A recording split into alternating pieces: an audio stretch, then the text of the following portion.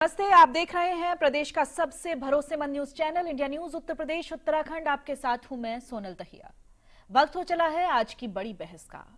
मुख्तार की मौत पर सियासत जोरों पर है। पूर्वांचल में आतंक का दूसरा नाम रहे माफिया मुख्तार अंसारी की गुरुवार को बांदा में हार्ट अटैक से मौत हो गई। मुख्तार की मौत के बाद प्रदेश की सियासत भी गर्मा गई है। विपक्षी दलों के नेता मुख्तार की मौत को संदिग्ध बता रहे हैं। एक एक करके सभी विपक्षी दलों के नेताओं के बयान सामने आ रहे हैं। कोई माफिया मुख्तार अंसारी की मौत की जांच की मांग कर रहा है तो कोई इसे साजिश बता रहा है। तो वहीं मुख्तार अंसारी की मौत पर परिजनों ने सरकार पर गंभीर आरोप लगा दिए हैं।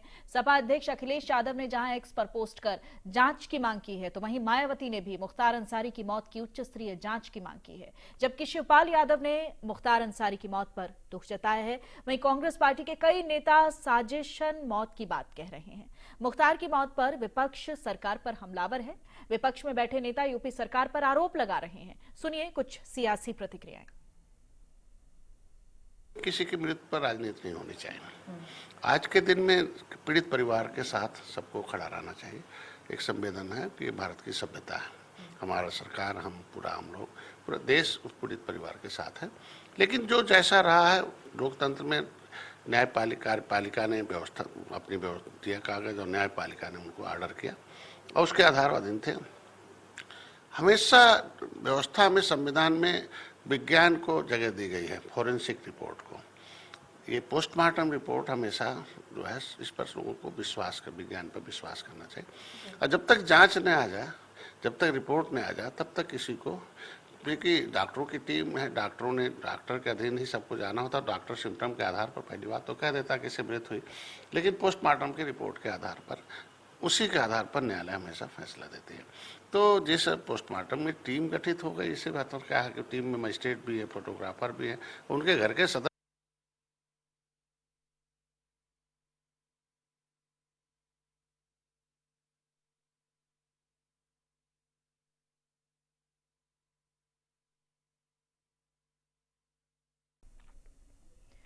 तो मुख्तार अंसारी की मौत के बाद सियासत गर्म है। राजनेताओं की प्रतिक्रियाएं भी आपने सुनी। तमाम जो विपक्षी दल हैं वो लगातार आरोप लगा रहे हैं कि ये एक सोची समझी साजिश थी। बहुत सारे सवाल खड़े हो रहे हैं। मुख्तार का क्रिमिनल रिकॉर्ड भी जान लीजिए। आपके टीवी स्क्रीन पर हम कुछ ग्राफिक्स के जरिए बता भी रहे हैं कि क्या अपराध का दूसरा नाम मुख्तार को कहा जाता था और किस तरह से एक टेरर था मुख्तार अंसारी का। अपने समय में किस तरह से किन किन मामलों में, क्रिमिनल मामलों में वो इन्वॉल्व रहा, आप अपने टीवी स्क्रीन पर देख सकते हैं। 1999 का मामला, DIG jail SP Singh Pundir की हत्या का मामला सामने आया था। 2003 में लखनऊ के जेलर से उन्होंने मारपीट करी थी। तो एक नहीं बल्कि 64 मामले, 64 मामले ऐसे थे जिनमें मुख्तार अंसारी इन्वॉल्व था। 29 नवंबर को भी मामला सामने आया। 2009 में मऊ में ठेकेदार अजय प्रकाश की हत्या का मामला सामने आया। तो ये तमाम ऐसे मामले जो मुख्तार अंसारी का क्रिमिनल रिकॉर्ड बताते हैं। और उस मौत के बाद लगातार जो सियासी प्रतिक्रियाएं हैं वो भी थमने का नाम नहीं ले रही हैं। कुछ और रिएक्शंस आपको सुनवा देते हैं।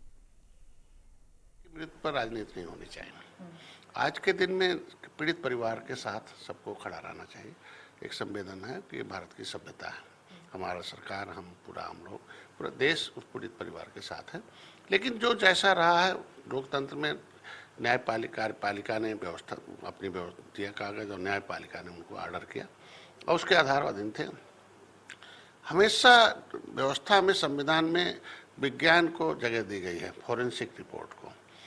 ये पोस्टमार्टम रिपोर्ट हमेशा जो है इस पर लोगों को विज्ञान पर विश्वास करना चाहिए। और जब तक जांच न आ जाए, जब तक रिपोर्ट न आ जाए, तब तक किसी को, क्योंकि डॉक्टरों की टीम है, डॉक्टर के अधीन ही सबको जाना होता है। डॉक्टर सिम्टम के आधार पर पहली बात तो कह देता कि इससे मृत्यु हुई, लेकिन पोस्टमार्टम की रिपोर्ट के आधार पर, उसी के आधार पर न्यायालय हमेशा फैसला देती है। तो जिस पोस्टमार्टम में टीम गठित हो गई, इससे बेहतर क्या है कि टीम में मजिस्ट्रेट भी है, फोटोग्राफर भी है, उनके घर के सदस्य को भी अलाउ कर दिया है। और रहा कानून व्यवस्था का, तो इस समय आचार संहिता चल रहा है। और वैसे भी मैं कहूँगा, पिछली सरकारों में नेता जो बयानबाजी कर रहे हैं, जिनका नाम ले रहे हैं, उनके समय में कैसा चलता था, अब वर्तमान समय में कैसा है। इसलिए जनता जज है, जनता फैसला लेती है, जनता जनार्दन है। और जनता इनके कार्यकाल और हमारे कार्यकाल के दोनों स्थितियों को देखकर फैसला ले रही है, इसलिए हमारे साथ है। देखिए, इस परिवार से हमारे बहुत अच्छे रिश्ते थे और ये परिवार शायद आज़ादी की लड़ाई में भी इस परिवार का बहुत बड़ा योगदान था। तो देखिए इनकी मौत संदेह के घेरे में है। तो देखिए न्यायालय को इसमें स्वयं रुचि लेना चाहिए। अगर जेल में किसी की मृत्यु होती है तो उसकी जिम्मेदारी प्रशासनिक अधिकारी, जेल से लेकर के सरकार से लेकर सबकी जिम्मेदारी है। देखिए संदेह के घेरे में तो है ही मौत, तो कोर्ट को इसमें स्वयं ले लेना चाहिए। अब ये तो विपक्षी पार्टियां भाई कुछ ना कुछ तो सवाल खड़े करेंगे, नहीं वोट चाह रही, पर वोट इनको मिलने वाली नहीं है। ये सिर्फ अपने अस्तित्व की लड़ाई लड़ रही है, चाहे समाजवादी हो, चाहे बसपा हो या अन्य कोई दल हो। ये सिर्फ अपने जमानत बचाने की लड़ाई लड़ रही है कि इनकी जमानत की धनराशि वापस मिल जाने के प्रत्याशी, और कुछ नहीं है। पिछले कई दिनों से इस बात की चर्चा थी उनके परिवार द्वारा, और ये बात केवल चर्चा तक नहीं थी, उनके परिवार के लोगों ने माननीय न्यायालय में भी इस बात को कहा कि उनको स्लो पॉइजन दिया जा रहा है, और लगातार उनका परिवार इस प्रयास में था कि उनका बेहतर इलाज हो सके। लेकिन आप सोचिए और कल्पना करिए, सीधे आईसीयू से ले जाके जेल में वापस कर देना बिना किसी मरीज को स्वस्थ हुए, तो सरकार की नीयत में तो शंका न होने का कोई सवाल ही नहीं है। 100% सरकार के द्वारा इस तरह की घटनाओं को किया जा रहा है। और आज बड़ा दुर्भाग्य है कि उत्तर प्रदेश के अंदर सबसे ज्यादा कस्टोडियल डेथ अगर कहीं है तो हमारे उत्तर प्रदेश में है। लोग कहीं सुरक्षित नहीं। और इस मामले पर अल्पना चौहान बीजेपी की प्रवक्ता हमारे साथ जुड़ गई हैं। अल्पना जी, आपका बहुत बहुत स्वागत है। फराज किदवई सपा के प्रवक्ता हमारे साथ हैं, आपका बहुत स्वागत है। मनीष अग्रवाल राजनीतिक विश्लेषक हमारे साथ जुड़ गए हैं, उनसे भी रिएक्शन लेंगे। मनीष जी, आपका बहुत बहुत स्वागत है। सबसे पहले मनीष जी, आप ही का रुख कर लेती हूँ। जिस तरह से सियासत तेज है, एक अपराधी का ट्रैक रिकॉर्ड नजर नहीं आ रहा है, हम क्या कहें, कैसे देखें इन प्रतिक्रियाओं को? चुनाव नजदीक है तो क्या ये सियासी रोटियां सेकने का काम है, या फिर इस मामले के पीछे कुछ और भी दिख रहा है? देखिए, मुझे लगता है विशेष जाति के वोट के तुष्टीकरण के लिए ये सारी रिएक्शंस आ रहे हैं, लेकिन हमें कानून पे विश्वास करना चाहिए, और जो भी पोस्टमार्टम और वेरियस साइंटिफिक इंस्ट्रूमेंट से इसकी एनालिसिस होगी, चेक होगी, उसके लिए वेट करना चाहिए किसी कंक्लूजन पे आने से पहले। बाकी जैसा आप लोग दिखा रहे हैं, कल से सारे चैनल दिखा रहे हैं कि उनकी पृष्ठभूमि आपराधिक थी, लेकिन आज उनके प्रति, सबके प्रति संवेदना होनी चाहिए, क्योंकि अब वो इस दुनिया में नहीं रहे। लेकिन इसको जस्टिफाई करना कि इसको किसी तरीके से कराया गया है या ये कोई स्ट्रैटेजी का पार्ट है, मुझे नहीं लगता ये सत्य है। या इस टाइप का कोई भी बयान तब तक देना चाहिए जब तक कि सरकार की कोई रिपोर्ट ना आ जाए। सरकार ने इसमें इंक्वायरी भी कॉन्स्टिट्यूट करी है, पोस्टमार्टम भी आज हुआ है, और विस्तारा वगैरह की फॉरेंसिक रिपोर्ट्स भी आएंगी। तो अभी किसी को इसके कंक्लूजन पे नहीं आना चाहिए, और इसको वोटों के तुष्टीकरण से तो बिल्कुल नहीं जोड़ना चाहिए, क्योंकि इसका कोई फायदा नहीं होता है, नुकसान ही होता है। ठीक है। फराज किदवई जी, आपके नेता की भी प्रतिक्रिया हमने सुनी। कैसे एक बड़ा ट्रैक रिकॉर्ड जिस व्यक्ति का रहा हो, अपराधी किस्म का जो व्यक्ति रहा, उसको अचानक से आप उसको ग्लोरीफाई कर देते हैं, उस कैरेक्टर को। जिस तरह से अभी कह रहे हैं मनीष जी, किसी की मौत पर संवेदना जाहिर करना एक स्वाभाविक सी बात है, we all are human being, और हम उस पर सोचते भी हैं। लेकिन आपको नहीं लगता है कि उसको बहुत ज्यादा ग्लोरीफाई कर दिया जाता है सियासत के चक्कर में? सोनल जी, जनार्दन रेड्डी जी का नाम सुना है आपने? अगर जनार्दन रेड्डी जी का आपने नाम सुना है तो ठीक है, लेकिन आपके उन दर्शकों को बता दूं जिन्होंने जनार्दन रेड्डी का नाम नहीं सुना है, इनको कर्नाटका में माइनिंग माफिया कहा जाता था, और इनके ऊपर भारतीय जनता पार्टी ने तमाम भ्रष्टाचार के आरोप लगाए थे। इनके ऊपर 41 मुकदमे चल रहे हैं, जिसमें 9 के आसपास सीबीआई के भी केसेस चल रहे हैं। वही जनार्दन रेड्डी हैं जिनको माननीय सुप्रीम कोर्ट ने कहा था कि आप बेल्लारी के आसपास नजर नहीं आएंगे, और ये वही जनार्दन रेड्डी हैं सोनल जी जिनको माननीय गृह मंत्री जी ने कहा था कि मैं इनकी तरफ देखना नहीं पसंद करना चाहूंगा। उन्हीं जनार्दन रेड्डी को भारतीय जनता पार्टी में शामिल कराया जाता है, और शायद इनको वहां से टिकट भी मिल जाता है। तो इसके बारे में क्या ख्याल है भारतीय जनता पार्टी? इसके बारे में बीजेपी की प्रवक्ता अल्पना चौहान जी से जवाब ले लेंगे। दूसरी बात सुनिए, एक नवीन जिंदल जी का नाम आपने सुना होगा। बिल्कुल, नवीन जिंदल का नाम हमने सुना है। घेराबंदी करके जिस नेता को पिछली दफा चुनाव हरवा दिया गया, आज उनको टिकट दे दी जाती है जो 10 साल से राजनीति से दूर थे। ठीक है, जी। इस पर हम प्रतिक्रिया लेंगे। आपके दोनों तीसरी ही बात, जो सवाल तीसरी है वो बात, वाजिब है और ए- दो ए- कैरेक्टर एक जो चीज आपने का- गिनवाए हैं वो भी वाजिब है। सोनल जी, एक चीज की प्रतिक्रिया और ले लीजिएगा। एडीआर की रिपोर्ट है कि उत्तर प्रदेश की कैबिनेट में अप्रोक्सीमेटली 50% जो मिनिस्टर्स हैं, 20 के आसपास हैं, एडीआर की रिपोर्ट है, उनके ऊपर सीरियस क्रिमिनल केसेस चल रहे हैं। वो अपराधी हैं कि नहीं है। तो ये तीन चीजों का जवाब दे लिए, फिर आगे हम डिस्कशन। ठीक है, अल्पना चौहान जी, 3 कैरेक्टर गिनवा दिए गए, नवीन जिंदल का नाम लिया है और अभी 2 कैरेक्टर और आपने सुने हैं। इस पर क्या रिएक्शन है आपका? पूरी बात सुनी होगी आपने सपा के प्रवक्ता की। इन लोगों की एक बहुत अच्छी एक खूबी रही है कि ये मुद्दे से जनता को भटकाते आए हैं और आज डिबेट को भी भटका रहे हैं। नहीं, पर आप ट्रैक पर ला दीजिए ना, आप तीनों के बारे में बता दीजिए, जवाब दे दीजिए आप। मैं ट्रैक पे ही लाने का काम कर रही हूँ। आवाज बढ़ा दीजिए थोड़ा सा, अल्पना जी की आवाज मेरे तक कम आ रही है। इनसे ये पूछिए, आप इनसे ये पूछिए कि इनकी पार्टी के बड़े नेता इतनी श्रद्धांजलि, इतना दुख आखिर क्यों एक गुंडे के प्रति व्यक्त कर रहे हैं। इन्होंने इतनी श्रद्धांजलि, इतना दुख उन लोगों के प्रति क्यों नहीं व्यक्त किया जिस व्यक्ति पर 61 आपराधिक मुकदमे चल रहे हैं, 100 से ज्यादा मुकदमे उसके परिवार पर चल रहे हैं, 16 से ज्यादा हत्याओं के उस पर मामले हैं। पूर्वांचल को अल्पना जी की आवाज बहुत कम आ रही है, पीसीआर प्लीज चेक। बच्चा थरथर कांपता था, बच्चा थरथर कांपता था पूर्वांचल का। जिस व्यक्ति ने वहां दंगों में जिसका हाथ रहा, पोटा तक जिस पर लग गया, इनके उस समय तत्कालीन मुख्यमंत्री हुआ करते थे मुलायम सिंह यादव, उन्होंने जो है उससे पोटा हटाने के लिए, डीएसपी को पोटा हटाने के लिए उसकी सिफारिश की। इतना इन्हें प्रेम क्यों है? आज उनके बच्चे मुख्तार अंसारी की मौत पर रुदाली मचा रहे हैं। अरे एक माफिया की मौत पर इतनी आप रुदाली मचा रहे हैं, जरा जनता की चिंता कीजिए। ये लोग हमेशा जैसे ही चुनाव निकट आता है जनता का ध्यान भटकाने की कोशिश करते हैं, मुद्दों पर बात नहीं करते हैं। इन्होंने उत्तर प्रदेश को जिस गर्त में पहुंचा दिया, आज भारतीय जनता पार्टी उस गर्त से निकालने का काम कर रही है। डबल इंजन की सरकार ने आज जो है प्रदेश में चारों तरफ खुशहाली है, तरक्की है, विकास है, इनको वो नहीं दिख रहा है। ये जो है हमेशा दूसरों पर छिटाकसी करने का काम करते हैं, पत्थर फेंकने का काम करते हैं। इनकी पुरानी आदत तीन कैरेक्टर फराज जी ने गिनवा दिए और उस पर कुछ कैरेक्टर्स आप ले आई। के विश्वदेव जी से मैं इस पर प्रतिक्रिया ले लेती हूँ। के विश्वदेव जी, एक लंबी फेहरिस्त जब ऐसे मामले सामने आते हैं तो एक लंबी फेहरिस्त जिस तरह से अभी सपा के प्रवक्ता ने गिनवा दी और उसके बाद अल्पना जी भी कुछ किरदार लेकर आ गई, ये राजनीति के चक्कर में जब अपराधी होते हैं उनका एक लंबा चौड़ा एक बड़ा इतिहास होता है, लेकिन जब इस तरह की कोई घटना हो जाती है, वो इस दुनिया में नहीं रहते हैं, जो उस पर सियासत किस तरह से तेज हो जाती है उसका भी एक ताजा उदाहरण हम देख रहे हैं। एक परंपरा सी बन गई है राजनीति में ये। सोनल जी, एक बात बहुत स्पष्ट है कि ये जो क्रिमिनल और पॉलिटिकल नेक्सस है ये आज से नहीं पनपा है। ये शुरुआती दौर से ये अगर मुख्तार की खास तौर पर बात करें तो 90 के दशक से है, और उसके पहले की बात करें तो 1950 से ही एक सबसे पहला फाइनेंशियल क्राइम हुआ था कांग्रेस सरकार में। उसके बाद से क्रिमिनल पॉलिटिकल नेक्सस सामने आता दिख रहा है। इसमें एक चीज ध्यान रखनी पड़ेगी हम लोगों को कि ये मुख्तार अंसारी और अतीक अहमद या ये ब्रजेश सिंह या धनंजय सिंह, इन जैसे लोग जो आपराधिक छवि के प्रवृत्ति के लोग हैं, ये लोग क्यों बढ़ जाते हैं?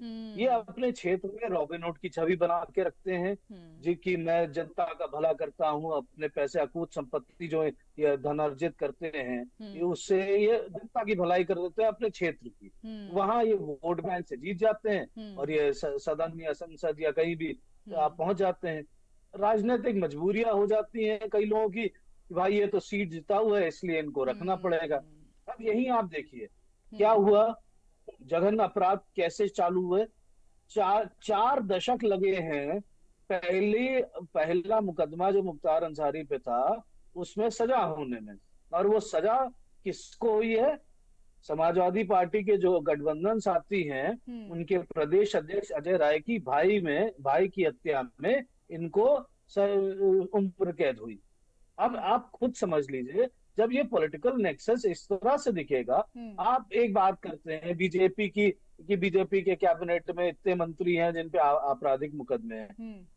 2017 में एमपी एमएलए कोर्ट बनी जो फास्ट ट्रैक कोर्ट की तरह काम कर रही है, जिसमें आपराधिक मुकदमों में सजा होनी होनी बहुत तय हो गई थी हम्म। और अच्छी तरह से कार्य हो रहा है। ये चीजें पहले क्यों नहीं हुई? बिल्कुल कांग्रेस समय वाजिब, में हो बिल्कुल सकती वाजिब थी प्रश्न आप तो उठा रहे हैं मनीष अग्रवाल जी। देखिए जो सोनल बात जी, अभी एक चीज के विशुदेव राव की तरफ से कही गई है, एक जब कोई भी किरदार अपराध में पनपता है तो वो एक दिन में तो पनपता नहीं, उसको बहुत समय लगता है वहां तक पहुंचने में।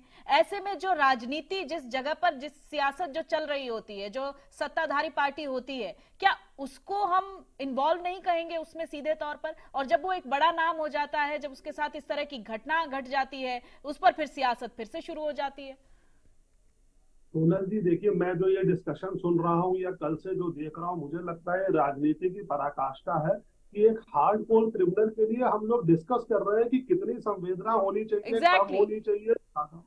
ज्यादा होनी चाहिए। हम्म। कानून जो है अपना काम कर रहा है, कानून से उन्हें सजा हुई है, उन्हें कानून को मानना चाहिए और लोगों को भी ये देखना चाहिए कि हम किसके प्रति संवेदनशील हो रहे हैं, जो कि किसी के प्रति संवेदनशील नहीं था। राव साहब जैसे अभी बता रहे थे कि किस तरीके का उनका आपराधिक इतिहास रहा है, उसके बाद भी हम ये डिस्कशन कर रहे हैं कि हमें कितना संवेदनशील होना चाहिए, कैसी श्रद्धांजलि देनी चाहिए, क्या इसमें कोई राजनीति है या नहीं है।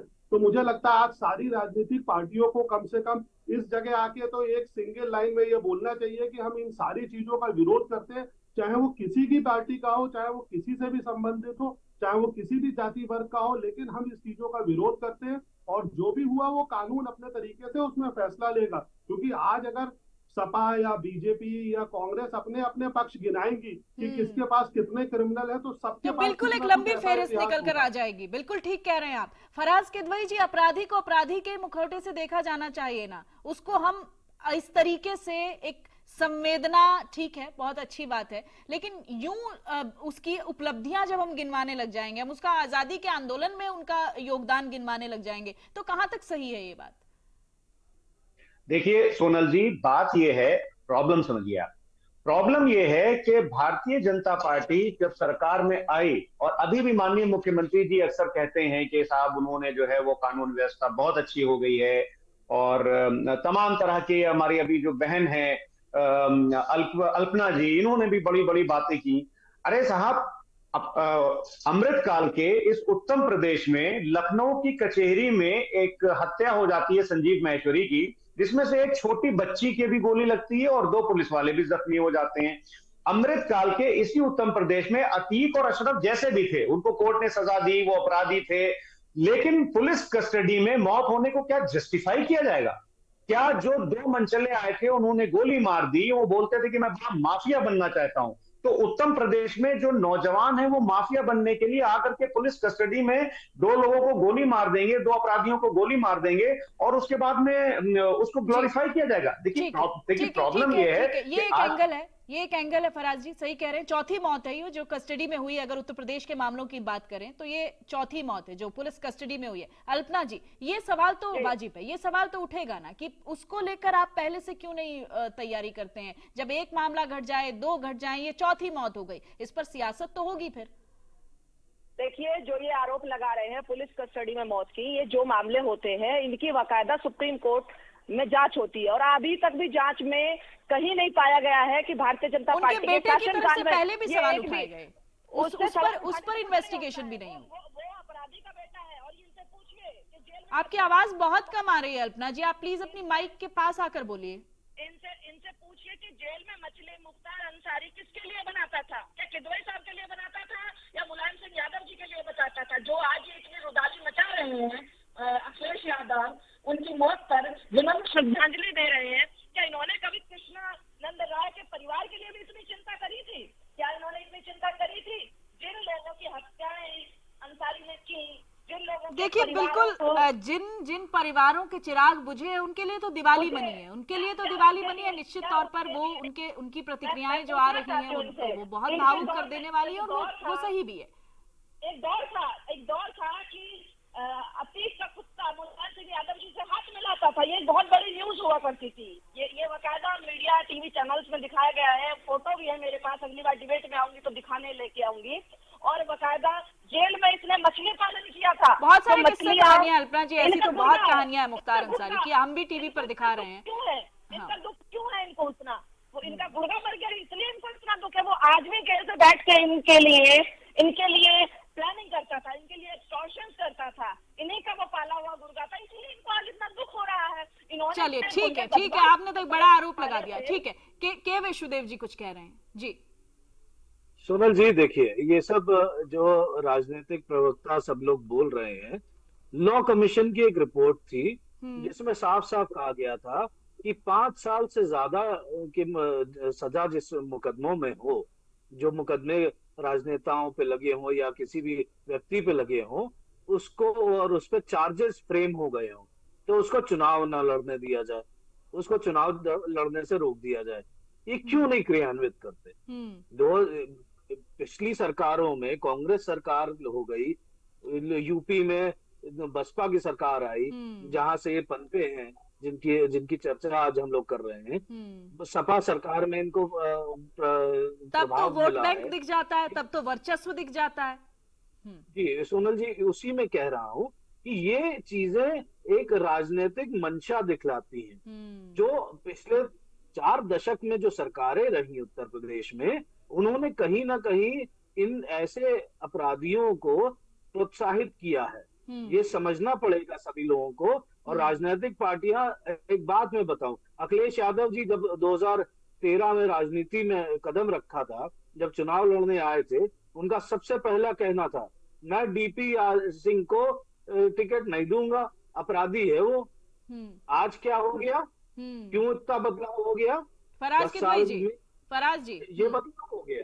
तो ये राजनीति समय के हिसाब से नहीं बदलनी चाहिए। अपराधी है। इसी बात का जवाब लूंगी मैं। फराज किदवई जी, बहुत संक्षेप में, समय थोड़ा कम है। सोनल जी, आपसे एक शिकायत है मुझे। शिकायत ये है कि आपने 3 प्रवक्ता बैठा दिए समाजवाद हमारे अगेंस्ट। तो लेकिन चलिए कोई बात नहीं, ऑन अ लाइटर नोट। देखिए ये आप तय नहीं करेंगे ना, एक पत्रकार को अगर आप प्रवक्ता करेंगे तो फिर ये गलत बात हो जाएगी। देखिए, ये राजनीतिक परंपरा की बात कर रहे हैं कि दोनों पार्टीज को इस पर विश्लेषण करना चाहिए, जो आज लड़ भिड़ रहे हैं इस मुद्दे पर। देखिए मैं सोनल जी जरा से ये बताइए कि अब्बास अंसारी जो हैं वो किस पार्टी से एमएलए हैं इस टाइम? ये पूछ करके हमारी भारतीय जनता पार्टी की बहन से पूछ लीजिए। और ओम प्रकाश राजभर जी से भी एक स्टेटमेंट दिलवा दिएगा इस चीज पर। दूसरी बात यह है कि देखिए, अपराध मुख्तार अंसारी करें या आप लोग इतनी एक तो बोलने दिए, मैं ऐसे डिबेट नहीं करता हूं। आपकी आवाज में दिक्कत है, थोड़ा टेक्निकल दिक्कत है आपकी आवाज में। सोनल जी, इनको बोलने दिए, मैं ऐसे डिबेट नहीं करता हूं। बीच में अगर डिस्टर्ब करेंगे तो मैं नहीं बोलूंगा। आप इनको बोलने दिए अल्पना जी को। फराज जी, अपनी बात पूरा कीजिए प्लीज। मैं अपनी बात पूरी करूंगा, लेकिन अल्पना जी से बोलिए कि डिस्टर्ब नहीं करेंगे। अगर इनको बोलना है तो ये बोलती रहे, मैं चुप बैठ जाऊंगा, मुझे कोई प्रॉब्लम नहीं। मैं ऐसे डिबेट नहीं करता। चलिए ठीक है। तो मैं ये बोल रहा था, देखिए प्रॉब्लम क्या है? प्रॉब्लम ये है, प्रॉब्लम सोनल जी ये है कि लॉ एंड ऑर्डर की है। आज की तारीख में उत्तर प्रदेश में हमारे भाई ने लॉ कमीशन की बात बोली, बिल्कुल ठीक बोल रहे हैं, सही बोल रहे हैं। वो सारी रिपोर्ट्स को मैं तो आग्रह करता हूं माननीय मुख्यमंत्री जी से और माननीय प्रधानमंत्री जी से कि केंद्र में पिछले 3 दशक में से 15 साल सरकार भारतीय जनता पार्टी की रही है। तो जो खामियां थी आजादी से लेकर के 1947 से लेकर के अब तक, आपको 15 साल का टाइम मिला, आपने उसमें क्यों नहीं एग्जीक्यूट की? पहली बात। दूसरी बात मैं ये कह रहा हूं सोनम जी कि आज की तारीख में उत्तर प्रदेश में एनसीआरबी की आप रिपोर्ट उठाइएगा। मैं कुछ नहीं बोल रहा हूं। एनसीआरबी की रिपोर्ट आप उठाइएगा, उसमें देखिएगा कि जो डाउरी डेथ्स हो रही हैं उसमें 1/3 उत्तर प्रदेश से हो रही है। ऐसा क्यों हो रहा है? रेप केसेस में हर दिन 10 रेप होते हैं उत्तर प्रदेश में, और पूरे देश में नंबर 2 पोजीशन है उत्तर प्रदेश की। ऐसा क्यों हो रहा है? आपके कार्यकाल में जो सिचुएशन थी, फिर अल्पना जी वो भी गिनवाने लग जाएंगे। ठीक है, मैं गिनवा देता हूं। अरे मैं गिनवा देता हूं, मेरे पास सारा कंपैरिजन है, मुझे 2 मिनट लगेंगे गिनवाने में। स्थिति बद से बदतर हुई है। आज की तारीख में 2022 में एज पर एनसीआरबी हर 6ठे दिन एक सामूहिक बलात्कार के बाद हत्या होती है। एक महिला जज उसका बदायूं में मर्डर हो जाता है, उसके पिता बेचारे एफआईआर के लिए घुमा करते हैं। 2 नाबालिग बच्चियों के साथ बलात्कार होता है कानपुर में। जिस अपराध की बात करते हैं वही अपराधी हुकूमत करते भी तो दिखाई देते हैं ना, वही अपराधी हुकूमत करते भी हर पार्टी में दिखाई देते हैं। यही तो प्रॉब्लम है ना फराज जी। ठीक है, कैसी कानून व्यवस्था है? माननीय मुख्यमंत्री जी ने ठीक है, समय बहुत कम है। Thank you so much Alpana ji, बहुत शुक्रिया। फराज किदवई जी आपका बहुत शुक्रिया, मनीष अग्रवाल जी आपका शुक्रिया, के विश्वदेव राव जी वरिष्ठ पत्रकार हमारे साथ जुड़े थे, आपका भी बहुत शुक्रिया। तो आरोप प्रत्यारोप के साथ एक गंभीर प्रश्न सबसे बड़ा ये खड़ा होता है कि जिस अपराध पर सियासत होती है, जिस अपराधी पर सियासत होती है, वो अपराध इतना फल फूल कैसे जाता है? किसी सरकार में कहां से उनको ये संरक्षण मिलता है कि वो अपराध का इतना बड़ा नाम हो जाते हैं, और जब उनकी मौत हो जाती है तो उस पर सियासत में संवेदनाएं आ जाती है। फिलहाल वक्त एक छोटे से ब्रेक का, फौरन होंगे यहाँ से।